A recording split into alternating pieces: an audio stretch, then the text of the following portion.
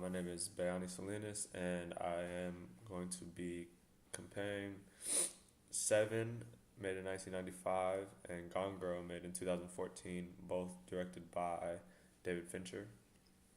Seven, a movie that we watched in class, uh, stars Brad Pitt, Morgan Freeman as Detective Mills, and Detective William Somerset, who both link murders to one serial killer. That serial killer is John Doe, played by Kevin Spacey. And each murder reflects one of the seven deadly sins. Towards the end of the movie, John Doe turns himself in and says that he'll confess to all of the murders as long as they take him to a unknown destination in the middle of nowhere.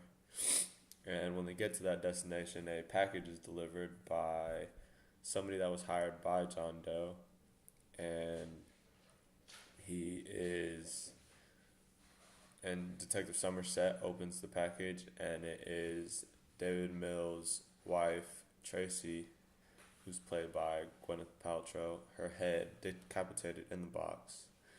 And John Doe explains to Detective Mills that this was his sixth murder, the murder of envy, reflecting the sin of envy. And in order to complete the seven deadly sin murders, Mills would have to kill John Doe, and ultimately, because Tracy was pregnant and John Doe tells Mills that she was pregnant, Mills kills her or kills John Doe, and that's the end of the movie. Really twisted. And in Gone Girl in 2014, stars Nick Dunn, who is played by Ben Affleck, and Amy Dunn, played by Rosamund Pike. And Amy Dunn is gone missing. She has basically tricked everybody to think that her husband Nick Dunn had killed her, or something wasn't is involved with her going missing.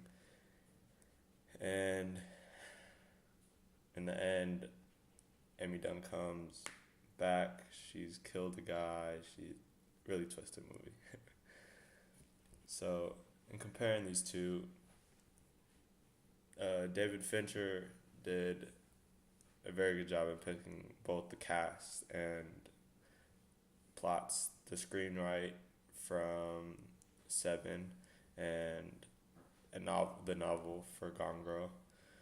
The sick style and twist of the plot is just like David Fincher's style. David Fincher's style. He hints realism in the movies as if they could happen, but the stories are so twisted and dark. Because they could actually happen, it makes people feel like it's like a real story.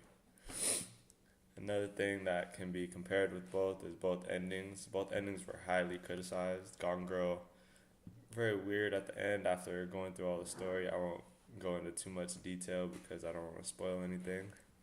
But they end up sticking with each other at the end, which is very weird.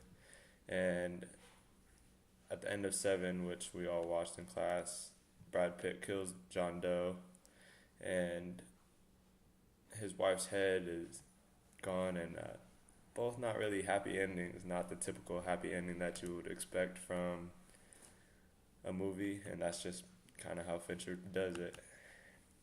Another thing is Fincher's shots, which I read about on the Huffington Post, and he makes everything so precise. You can watch it in his films and you can see it, how everything is so precise, and he's like a perfectionist. Doesn't want to waste any shots. He actually uses a tracking shot a lot of times that flows throughout the film, and it creates this smoothness, and it passes through walls and floors, and it makes you feel like you're floating. And also he uses close-up shots very rarely, because when he does use them, he wants them to be precise and does not want them to take away from their meaning because he feels like the close-up shots are very important to the film. So yeah, um, David Fincher did a great job in both of these movies. I really like both these movies, and thank you for watching.